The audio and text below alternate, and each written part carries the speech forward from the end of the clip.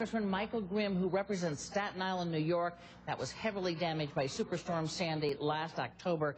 Congressman, let me start with you. We are 7 months since Superstorm Sandy hit Staten Island, which was pretty devastated. On a scale of 1 to 10, where are you in the recovery process?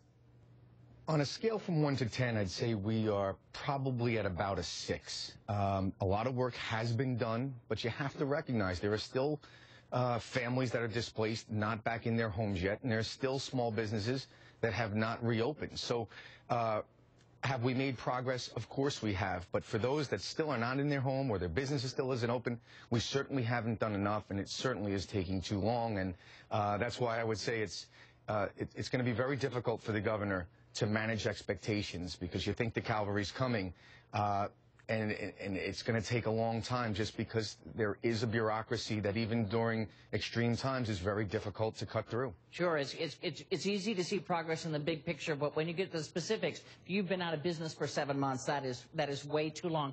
Stick with me, Congressman. Let me bring in Mayor Cobert-Kean. Tell me about Joplin. We're 2 years now, and you had almost an identical storm to what they suffered in Moore. It was an F5. It didn't total Joplin, but it certainly laid her low. Where are you now on a scale of 1 to 10? Right, Candy. It's an eerie deja vu, if you will, when we look at Moore, Oklahoma, because you wake up and you say, what in the world? This happened again. And 2 years later, we are progressing. However, we do still have a long way to go also. And I agree with the statement just made. You cannot, your expectations are always greater than what is delivered immediately.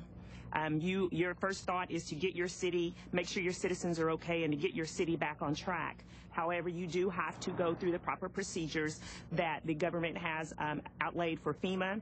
You do have to follow those guidelines, and sometimes it can be frustrating, but the key thing is to communicate with your citizens. Communicate every day what's going on, where you are with the process, and that'll help relieve some of their fears.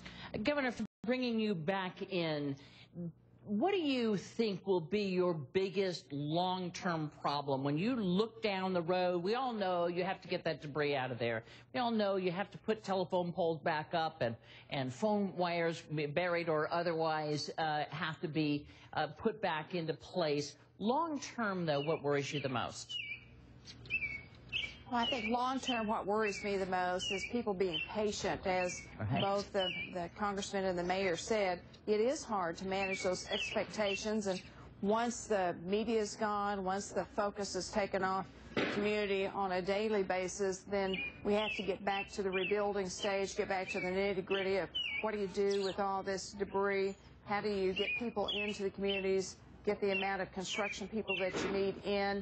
I'm certain there will be some delays just because there's so much to do. Right. Even finding the personnel, the people to do this stuff will take a while. And how do you help people in the very long run is a question that I have for the other people that have been through this. Go ahead, Congressman Grimm. You are looking at people who are not going to have their homes back in the very long run.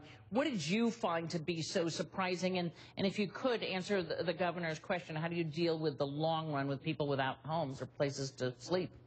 Well, it's without a doubt you're going to be probably the governor's most difficult challenge. And I would say to the governor, be yourself. Be the person that you are. It's a time like this that people really don't need politicians. They need leaders, and they need compassion and empathy.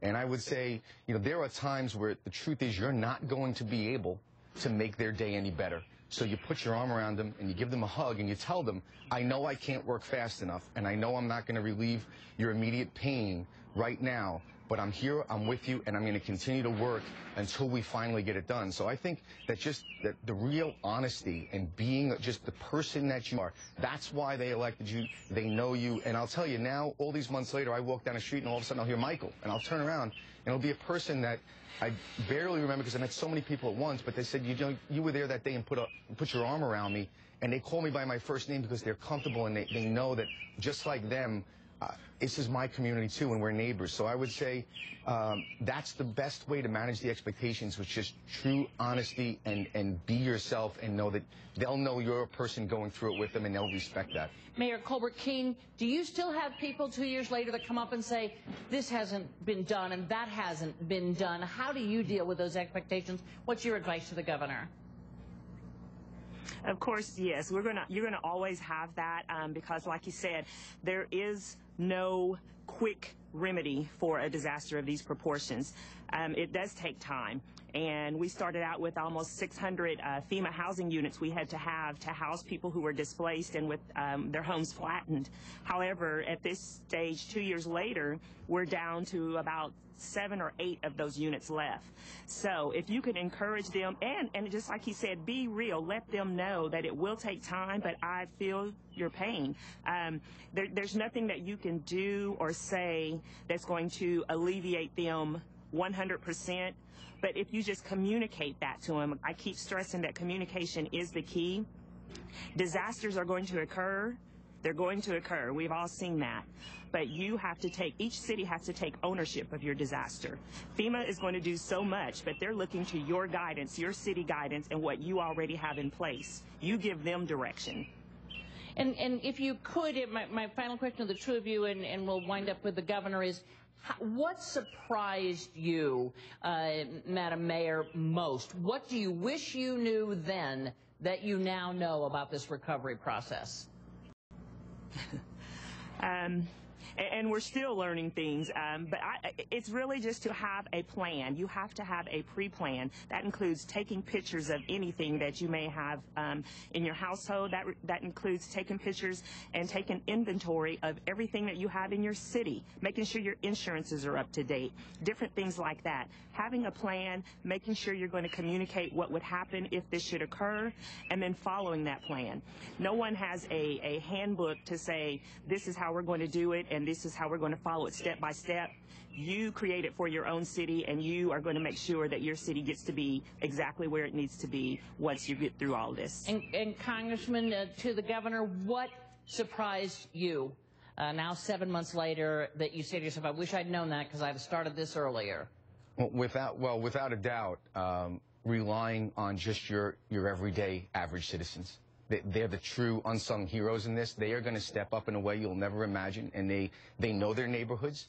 They know exactly what they need, and they're very resourceful, and they know how to get it. So I would say organize the local community, put the block team leaders, and let them be part of the process. Let them help so that you can lead better, because just as the mayor said, FEMA is looking to you for your guidance. So get some of that guidance from the local community, because they will amaze you time and time again. And if you let them really play a leadership role along with you, the efforts are going to be that much better. And I assure you that they will appreciate it, because people want to be involved and they want to make a difference.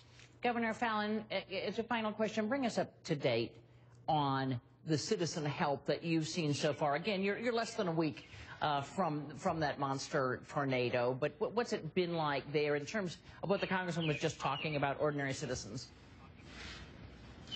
Well, it's just been absolutely remarkable and very hopeful to see how the citizens have responded. I guess that was the biggest thing I had to overcome immediately after the storm hit. I felt like I had to do everything right then and right at that place, but the communities did step up. The fire departments, the police officers, the emergency personnel, the local mayors, I mean, they were on the ground. I could see them from the news media that was showing live right after the tornado hit the ground. I could see citizens running through the debris, running through the community, going house to house, fire trucks, police cars, immediately within 5-10 minutes after it hit, just immediately going into action. It's been very encouraging, but our people are doing well. They're resilient. There's already a big path of debris that's been moved around. People are gathering their stuff. We're having a big faith service tonight, a prayer service, to help with the healing process itself. And it's been truly remarkable to see how our people have responded and how strong they are. Governor Mary Fallin. We will check back in with you over the weeks to come. It's a long process, as you just heard. Mayor Melody Cobert-Kean, thank you so much for being here, as well as Congressman Michael Grimm. I feel like you all ought to form a panel and bring in others who have faced this kind of thing and do a sort of a disaster how-to. Thank you so much, all of you, for your time this morning. Thanks. Thank you. When we return, the president's counterterrorism